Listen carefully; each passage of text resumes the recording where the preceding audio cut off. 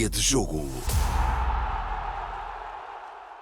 Olá, estamos em Dia de Jogo, o novo programa de entrevistas da RDP África, onde eu, meu nome é Telmo Botelho, vou receber aqui em estúdio algumas das maiores referências do desporto da lusofonia. A minha primeira convidada é a Enezenaide de Rosário da Vera Cruz Gomes, mais conhecida por Naide Gomes. Olá, Naide, como é que estás? Olá, muito obrigada em primeiro lugar, e é um privilégio ser logo a primeira. Gosto da sensação de ser logo a primeira, e agradecer e desejar, antes de mais, muito sucesso ao programa.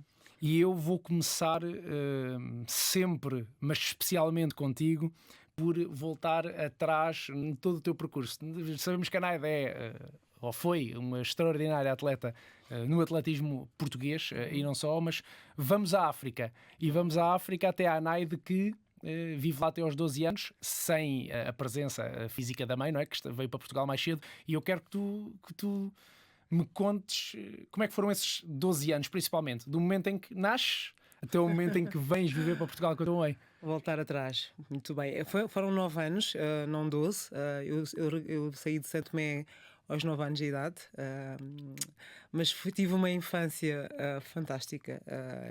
Lembro-me ainda dos cheiros, lembro-me das brincadeiras que fazia, lembro de alguns colegas. Não mantive contato com com mais nenhum, porque obviamente a tenra idade também assim não o permitiu. Mas foi uma altura da minha vida que formou a Naide que hoje em dia que sou, e a Naide atleta que todos conheceram, não é? Santo Tomé deu-me skills, deu-me a infância que acho que todos os miúdos hoje em dia deveriam ter. Tive uma liberdade total a nível de brincadeiras. Lembro-me perfeitamente de fazer brincadeiras sempre ao ar livre. Não havia televisão, não havia jogos, não havia nada dessas coisas. Os jogos eram inventados por nós. Era uma realidade completamente diferente. Também era outros tempos, obviamente, que hoje em dia já não é bem assim, mas tenho muito boas memórias do mar, do cheiro, da natureza.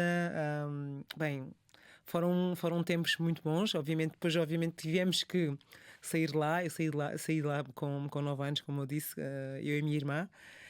Vivíamos até aos 4 anos com a minha mãe. No entanto, ela, por problema de saúde, teve que vir para Portugal, e nós ficámos entregues ao meu pai, e depois a posteriori fomos ter com a minha avó numa aldeia que completamente com outras condições que estávamos habituadas.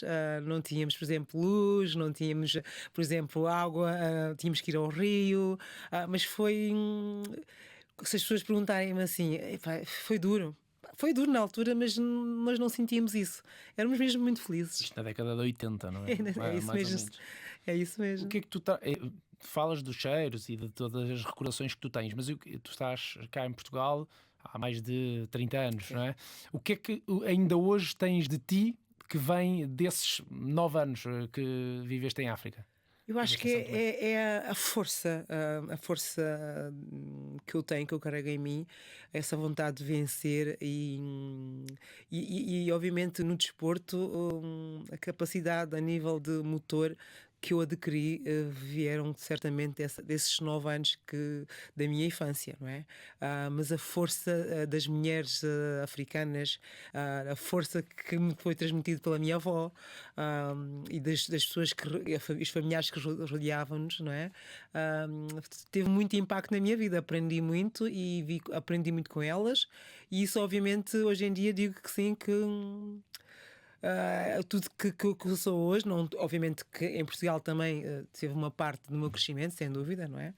Mas herdei muito da cultura de Santo Tomé e Príncipe. Tu estavas a falar aí da tua avó, né? Da importância, obviamente, que ela teve, porque foi ela que tomou conta de ti numa idade tão tenra.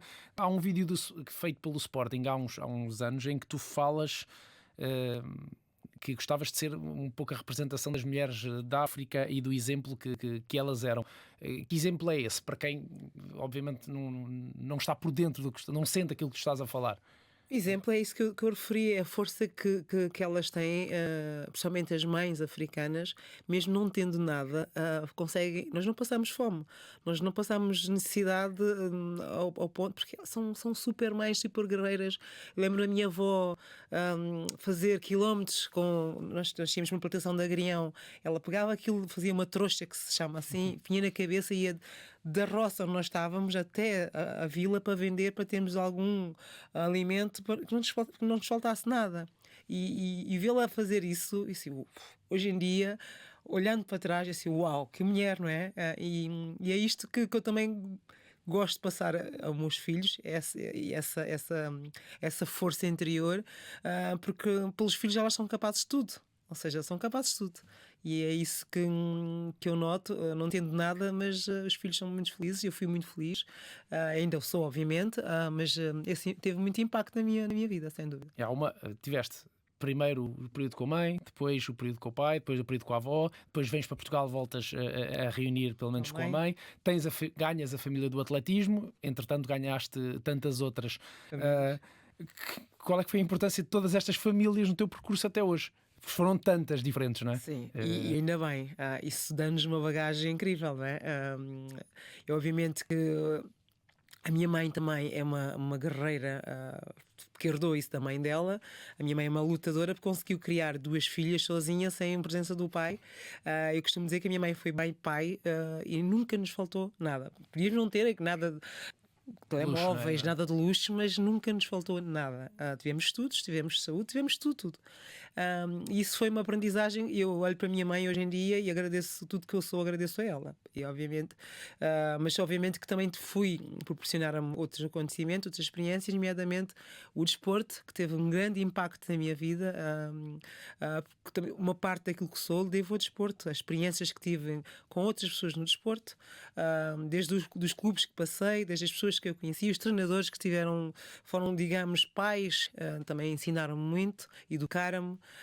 E há Os famílias também clubes, aí, não é é? família. Nós temos que.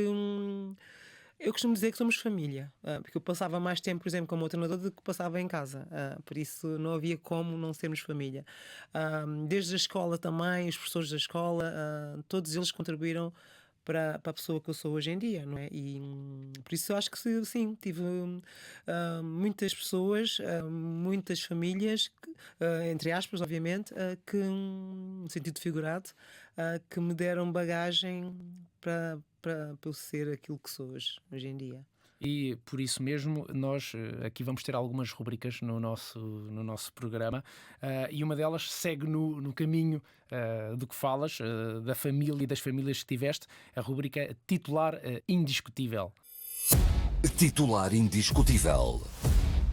Nesta rubrica Titular Indiscutível, a convidada, neste caso a Naide, vai falar sobre as pessoas importantes na sua vida, mas sobretudo agora sim entrando do lado da carreira. E o desafio é que tu escolhas aqui uma equipa de basquetebol de 5 jogadores ou de futsal, com 5 pessoas que tenham sido fundamentais e imprescindíveis na tua carreira desportiva e porquê, não é? Justificá-las, todas elas. A minha mãe é a primeira pessoa, sem dúvida. Porquê? Porque sem a minha mãe, sem o apoio dela, sem a força que ela teve em tirarmos. Eu vivia muito longe quando eu comecei o atletismo. A minha mãe saía de casa às 6 da manhã, só chegava às 1 da manhã. A minha mãe foi capaz de mudarmos da residência para o local mais perto para eu conseguir treinar. E apoiou-me sempre desde o início até ao fim. Foi um suporte que eu não tenho como agradecer. Foi um papel importantíssimo. E obviamente o meu professor de Educação Física, o professor Mota Capitão, que foi, digamos, olheiro, teve a vista, teve a visão de olhar para mim e dizer assim: miúda, tens um talento. Tu vais para o atletismo, porque uma miúda com 12 anos a saltar 1,50 m desta forma, sem nunca ter sequer treinado, miúda, vai para o atletismo que um dia podes ser uma grande atleta. E eu acreditei nele. E obviamente saí a correr para casa e dizer à minha mãe: não, um professor de Educação Física disse-me que eu tinha muito talento, que eu ainda assim ganhei a prova a um rapaz que era maior do que eu, deixas-me entrar para o atletismo e tal. Convenci a minha mãe, mas eu tinha plena noção que eu vim para Portugal para estudar e a minha mãe disse: Olha, se estiveres negativa, pá, vais ter que sair. Nunca aconteceu. Cheguei a ter negativas, mas tive sempre o apoio da minha mãe. Obviamente, a minha irmã também teve um papel muito importante, porque sem ela também não de todo conseguiria chegar onde eu cheguei. O meu treinador Abreu Matos, o treinador que seguiu-me até eu terminar a minha carreira. E o meu primeiro treinador também, que foi ele também que lançou a Naide Gomes e as pessoas tiveram conhecimento de quem eu era. E obviamente eu não falo da pessoa, mas falo do clube, o Sporting Clube Portugal, Ok. que teve um grande impacto porque deu-me suporte, quer financeiro, quer também familiar, porque era um clube familiar e para eu conseguir fazer aquilo que eu gostava com plenas condições. Tu chegas ao Sporting quando? Aos 17 anos de idade, 1998, creio eu.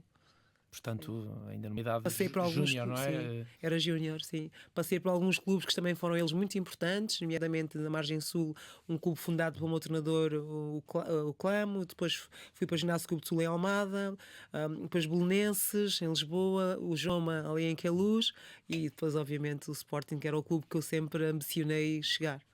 Não sei se cheguei às 5 pessoas, mas o Sporting não conta. Ok, Mas foram 4 pessoas e uma instituição. Também conta, vamos fazer valer. Vou dar um salto agora sim para a tua carreira e vou começar pelo fim, citando algo que foi dito por ti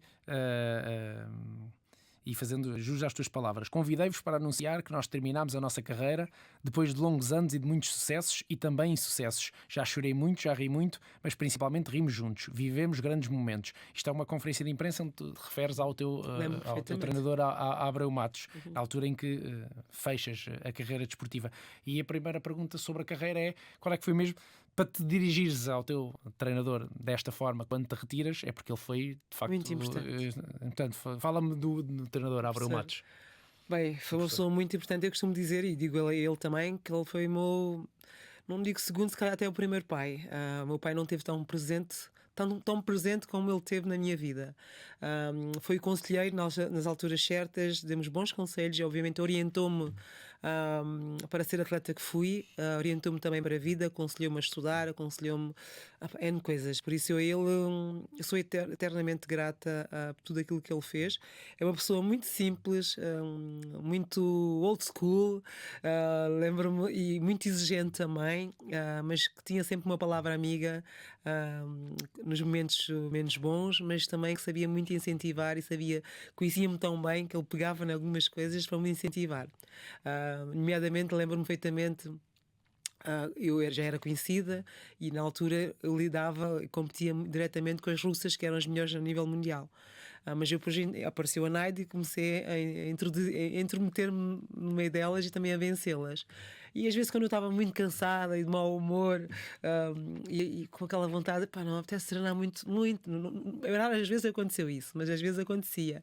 E o meu treinador gozava comigo: Pois, se continuares assim, olha, nessa hora, a chuva, com a neve, estão as russas a treinar. E eu assim: Pois, então quantas mais, professor? Diz-me lá. Então ele picava-me, sabia onde pegar. E é uma relação que ele foi teu treinador quantos anos? Desde os meus 18, Praticamente 17, a carreira toda, não é? sim. Até quase 20 anos como treinador. É sempre curioso uma relação deste género, porque é um desporto individual, não é? Mesmo que ele tenha outros atletas, sim. Ele está contigo e dedicado só a ti. É diferente de um desporto coletivo em que o treinador tem que prestar atenção a tantos ao mesmo tempo. E isto tanto pode gerar muito desgaste ou então ser maravilhoso e ser, lá está, uma relação quase paternal, não é? Obviamente que, tal como uma relação paternal, há momentos em que uma pessoa não pode vê-la à frente, né? Às vezes não podia vê-la à frente, ficava de mau humor e disse: Olha, professora, deixa-me sozinha. Mas ele até isso notava, dava-me sempre o meu espaço, mas não fui uma atleta difícil, ele sabe disso, nunca fui difícil. Eu lembro a primeira vez que eu comecei a treinar com ele tinha um grupo no Sporting, no antigo estádio, só de rapazes. Eu era um grupo só de homens e eu era a única mulher. Chego lá àquele grupo e eu assim: Meu Deus, onde é que me vim meter? E lembro-me o primeiro treino que ele me fez que ele me fez para tentar conhecer-me e puxar por mim foi o treino de morte. Lembro-me de ter chegado a casa e dizer à minha mãe: eu já não vou treinar com aquele homem, ele ia-me matando. E a mãe disse: olha, não é aquilo que tu queres, então vais ter que aguentar. Então assim fiz. Depois mais tarde ele depois confessou-me que fez isso para saber onde eu chegaria, e que chegava a casa e virava para a mulher: pai, tem ali um diamante bruto que a rapariga é impressionante. Eu puxo por ela, ela não desiste, não verga. E isso me deixou muito feliz quando ele partilhou isso comigo. Tu fizeste os Jogos de Sydney ainda por São Tomé, depois tens o processo de naturalização ali aos 21 anos, mais ou menos, e fazes os Jogos de Atenas e os de Pequim. E já não fazes Portugal. Os seguintes. Mas a história que eu vi tu contares noutra entrevista e gostava que tu recordasses aqui é a história da medalha em 2008 nos Mundiais de Atletismo, da história da hérnia, não é? Tu vais para o pódio... Sim. meio anestesiada. E eu gostava que me recordasses, porque eu vi alguns essa entrevista. Sim. E gostava que me contasse essa história. Bem, eu tinha um ano antes, tinha uma competição em Espanha em que eu acabei de bater o recorde nacional de provas combinadas. No 200 metros sai-me... Na altura pensava que tinha rasgado o músculo abdominal, o reto, porque foi uma guinada tão forte que eu mal conseguia correr. Só Deus sabe como é que eu conseguia acabar aquela prova e ainda bater o recorde nacional. E depois treinei sempre assim, fizemos várias ressonância magnética, ecografia, blá, blá, blá. Não se descobriu o que era. Certo é que eu fui treinando e de vez em quando a hérnia, aquilo saía. E eu conseguia pô-la lá para dentro e tal. E fui arrastando, porque eu não podia ser operada porque tinha competições. Tinha provas importantes a fazer. E em 2008 foi um desses anos que era muito importante. E lembro de ter ganho um salto em comprimento com 7 metros e 1. Com 100 metros, desculpa. E depois foram chamados para o controle antidoping antes de subirmos ao pódio. E no controle antidoping, na casa de banho, né, nós tínhamos que fazer o teste da urina. Quando baixo-me, aquilo sai-me. E eu não conseguia de todo colocá-la para dentro, porque normalmente isso conseguia sempre. Okay. Parecia um alien, parecia uma cobrazinha a querer sair. E eu comecei a ficar branca aos gritos, a médica: o que é que se passa? Está-me a sair. E eu sempre com a mão lá dentro enfiada na barriga, e a médica: mas tens de tirar a mão. Não tiro. Puseram-me no chão. Pá, não me larguem a mão, vamos imediatamente para o hospital. Eu disse: não quero ir ao hospital, até a medalha para receber. Então conseguiram pôr uma ligadura à volta da barriga, deram-me uns comprimidos que é para relaxar completamente. Só que eu estava tão relaxada que eu fui ao pódio, tipo, toda a gente parecia, tipo, estava ali a flutuar, porque estava mesmo muito relaxada. E fui ao pódio assim, tipo, meio gansada, digamos assim, não foi? Mas foi uma indicação que é o relaxante muscular potente, para ver se eu conseguia relaxar a parede abdominal, porque a prova que tinha feito foi uma prova intensa. Fui campeão do mundo com uma marca de 7 metros numa pista coberta, mas foi um episódio muito giro, que as pessoas cumprimentavam. Mais desconfortável que tu já tiveste. É verdade, mas eu não tinha dores, mas eu estava muito relaxada por causa do relaxante muscular que me deram. De certeza que foi um pódio, um hino cantado com muita dificuldade. Mas foi bom, lembro de ter cantado o hino, inclusive, mas não sei se cantei bem. Pelo menos mexia os lábios. Olha, como é que era a rotina de alguém que faz atletismo, no teu caso, nesta altura já só o salto em comprimento, de treino, de competição, da nutrição associada, dos cuidados que tinhas de ter? Como é que era um dia teu de trabalho? O meu dia começava muito cedo. Tomava um pequeno almoço básico, que até hoje mantenho esse pequeno almoço, uma touradinha, um café, e lá ia para o Jamor. Ia para o Jamor treinar. Chegava lá por volta das 10, começava o treino, obviamente todos os parâmetros, as fases do treino que dependia dos treinos, podia saltar, ou treino de velocidade, treino de ginásio, e depois terminava o treino por volta da 1, ia à fisioterapia, tratava, depois almoçava e depois ia para casa dormir. Quando não ia para a universidade, às vezes ia para a universidade, mas pronto, chegou uma fase em que às vezes era raro acontecer, porque os treinos eram muito intensos, dependendo também da fase do ano em que me encontrava, e dos objetivos. Ia para casa dormir, dormia meia hora, passado 2 horas voltava outra vez à pista, treinar outra vez, fisioterapia depois, massagem, recuperação, e voltava para casa jantar e dormir. E era assim um dia assim Às vezes é típico. difícil ter a noção, pensa-se no futebol, né, que é o mais próximo que nós temos, que é vai, treina com a equipa, faz uns exercícios, depois faz a parte do jogo. Quem faz atletismo não vai só para a pista, manda uns saltos e vai para casa. Não. Tem Toda toda uma parte. preparação Antes. do corpo. E a alimentação, obviamente, eu obviamente preocupava muito. Na altura não tinha meu acompanhamento nutricional, mas depois já mais tarde tive sempre. A minha mãe tinha o cuidado também, quando vivia com ela, fazermos sempre uma alimentação saudável, grelhados, muita base de grelhados, peixe, legumes, era basicamente aquilo que eu também comia. Ou seja, não comia muitos fritos, mas obviamente havia a altura do ano que me apetecia uma cachupada ou um calulu, claro, obviamente que eu comia, não é? Eu sou humana. Sim, é verdade. Mas obviamente tendo consciência que não podia ser todos os dias. Do que é que tens mais saudades?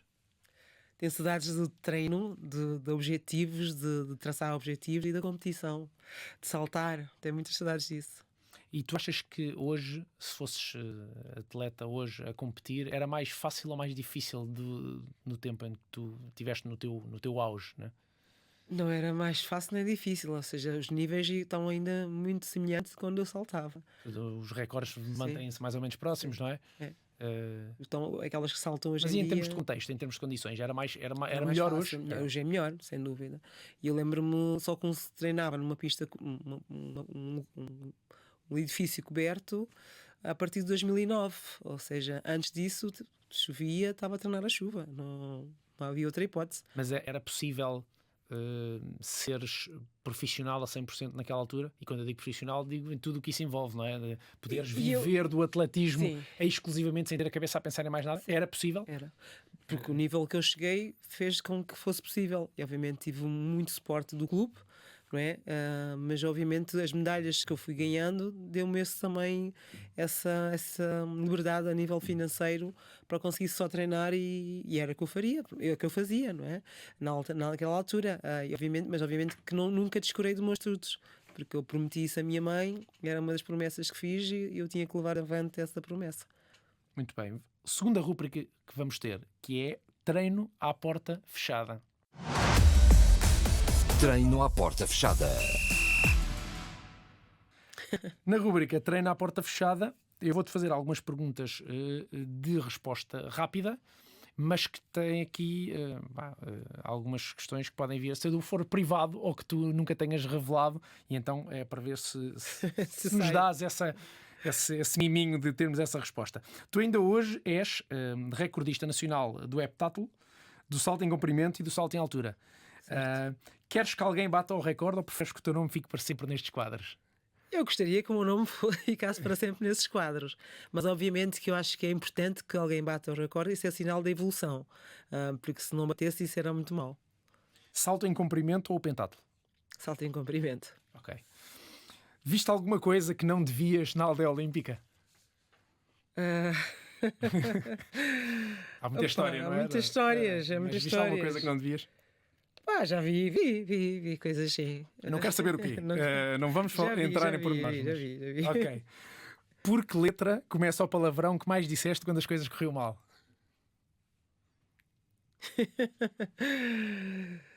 M. Ok. E os nossos ouvintes que façam o juízo se quiserem fazer. No treino, alguma vez fizeste uma marca melhor do que em toda a competição? Nunca. Nunca fizeste. Na competição foi sempre melhor. O máximo. Participaste no Masterchef. Participei. Tiveste convites para mais alguma coisa na televisão? Sim, já tive, sim.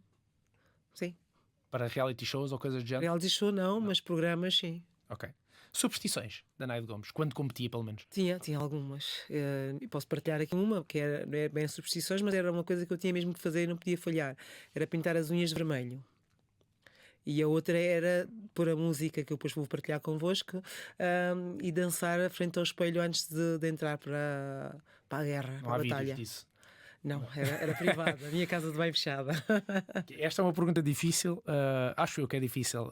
Eu teria dificuldades em respondê-la, que é: trocavas todas as tuas medalhas pelo ouro em Pequim 2008? Trocava.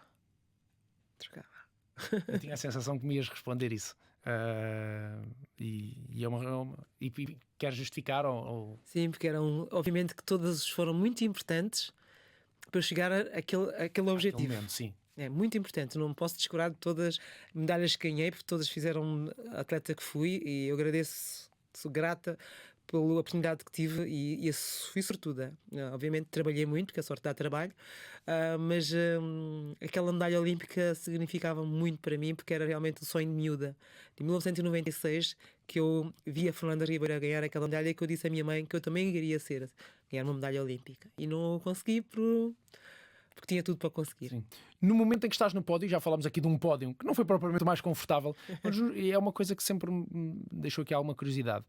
A felicidade é tanta quando se está no pódio, no primeiro lugar, a ouvir o hino, que está-se mesmo a ouvir o hino e a cantá-lo, ou está-se a pensar, quase a fazer uma retrospectiva de tudo o que passou para trás. Ou a voz está a cantar, mas a cabeça não está bem ali, Isso, né? é mais isso. Porque realmente se chegas lá e ouves o hino, é muito bom ouvir o hino, mas o hino significa que, uau, eu consegui alcançar aquilo que eu desejei, o trabalho todo que eu fiz, nós fizemos o trabalho que fizemos, resultou. Valeu a pena aquelas dores, aqueles. Não é sacrifício, porque eu não chamo de sacrifício, porque fazia aquilo com paixão e com amor, mas que valeu a pena. Uau, eu sou o melhor do mundo. Pá, são esses pensamentos que me vinham à cabeça. Eu assim, olha, eu agora vou conseguir comprar aquela casa que eu queria. Tipo, coisas assim que apareciam na tua cabeça. A sensação que eu tenho é sempre essa, é que ao ver um atleta, né, ali cantando o seu hino, é que aquela cabeça está a pensar Em muitas coisas. em muitas coisas, mais do que cantar o próprio hino naquele momento. Por isso, vou saltar aqui para outra rúbrica, que é o minuto de compensação. Minuto de compensação. No minuto de compensação, perguntas rápidas ao estilo isto ou aquilo, em que tu tens que escolher uma das coisas de acordo com a tua preferência e relacionado com a modalidade. Okay. Portanto, vamos começar. Pista coberta ou ar livre? Pista coberta. Prova de manhã ou à tarde? À tarde. À tarde. A disciplina favorita do pentatlo que fizeste durante muito tempo? Salto em comprimento. E se não fosse o salto em comprimento? Salto em altura. Ok. Que também és recordista nacional. Treinar ou competir? Ambas, eu não posso dizer, não é? Competir. Podes. Competir. Ok. Qual é que é a pior coisa que te podiam dizer no treino? Não conseguias? Disseram muitas vezes? Não. Atletismo ou fisioterapia? Atletismo. E qual é que foi o melhor elogio que alguma vez te fizeram enquanto atleta? És indomável. Quem foi? O treinador. Dizer? O teu treinador? Muito bem. Qual é que era o objeto imprescindível que tu tinhas nas suas provas? O objeto era uma santa da Nossa Senhora de Fátima que me acompanhava em todas as competições. Muito bem. Obviamente os sapatos tinham que Sim, acompanhar. equipamento não pode falhar, mas ok, era uma santa. Certo. Sobreviveste a este minuto de compensação. Voltando novamente aqui às coisas que foste falando sobre a tua carreira. Tu disseste numa entrevista há uns tempos que havia pouca rivalidade nos saltos porque só dependia de ti, não é? Portanto, tu fazeres bem ou mal não tem a ver com o desempenho dos outros.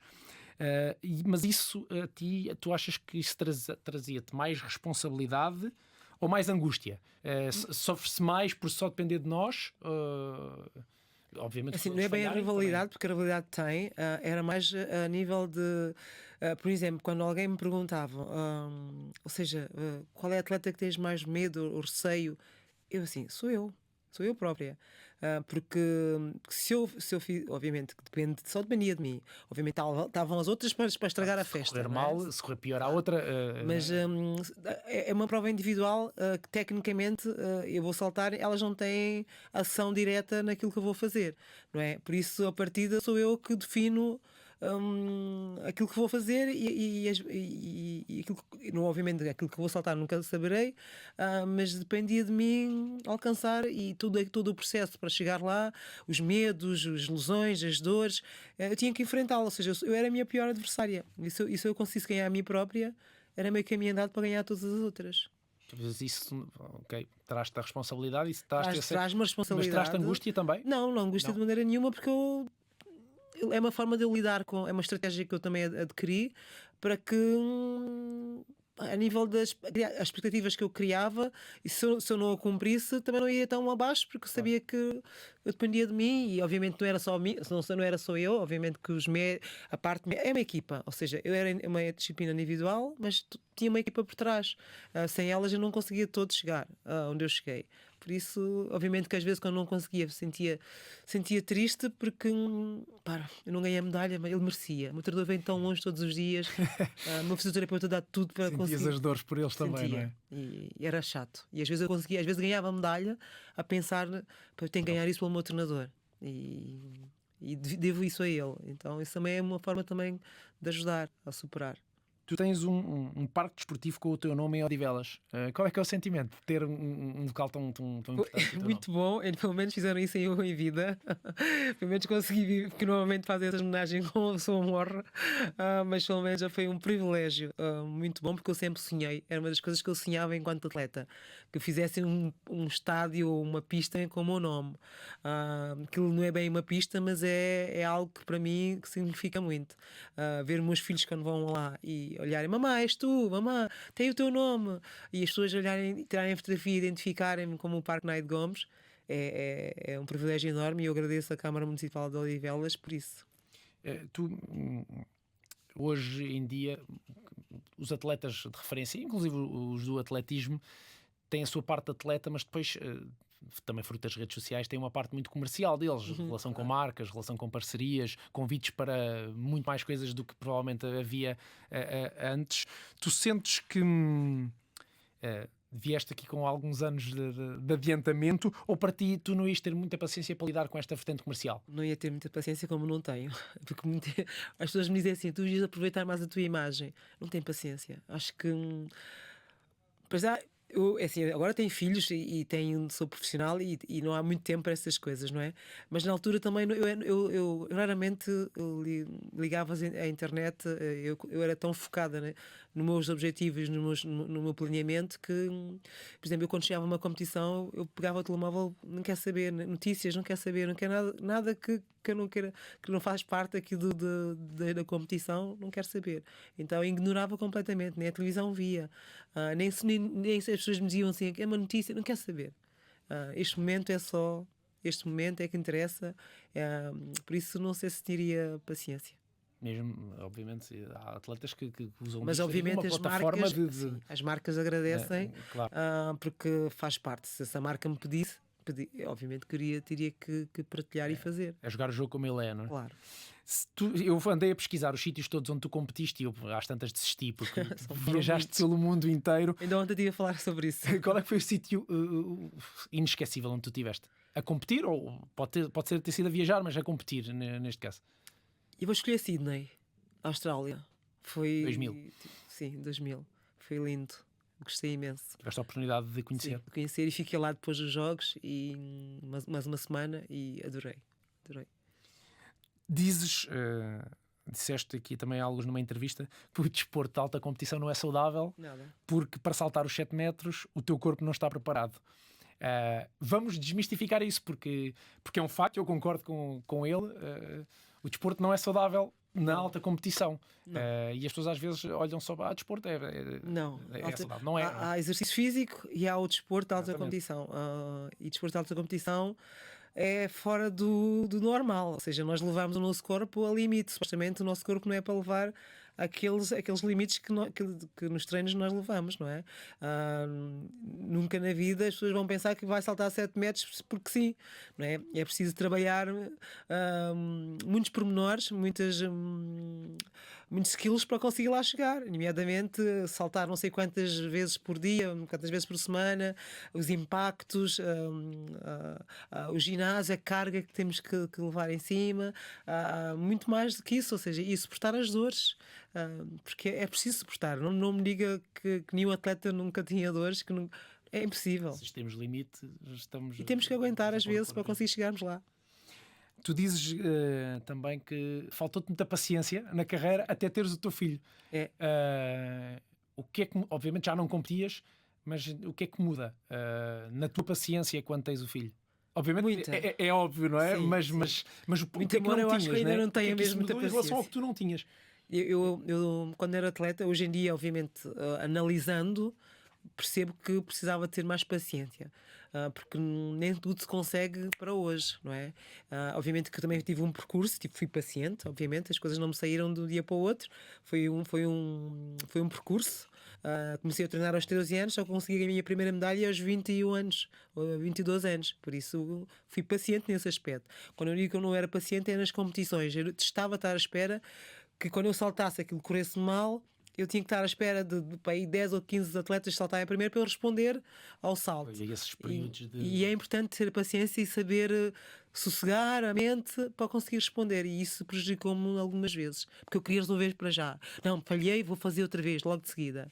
E agora o filho obriga-te a. Tem que muita paciência. Com as crianças temos mesmo que ter muita paciência. Não dá para fazer logo a seguir, porque temos que respirar tempos fundo, para respeitar. mas é outro contexto, obviamente. O que é que a Naide Gomes de hoje diria à Naide Gomes que estava a começar quando ainda representava Santo Tomé e Príncipe? Continua a sonhar, miúda. Continua a sonhar e a trabalhar que um dia chegarás lá. Diria isso. Naide, muito obrigado por teres estado connosco. Foi dia de jogo com Naide Gomes, uma das melhores atletas de sempre do atletismo português, para ver e rever esta entrevista na RTP Play. Eu volto para a semana. Fique bem, fique com a RDP África. Obrigada. Dia de jogo.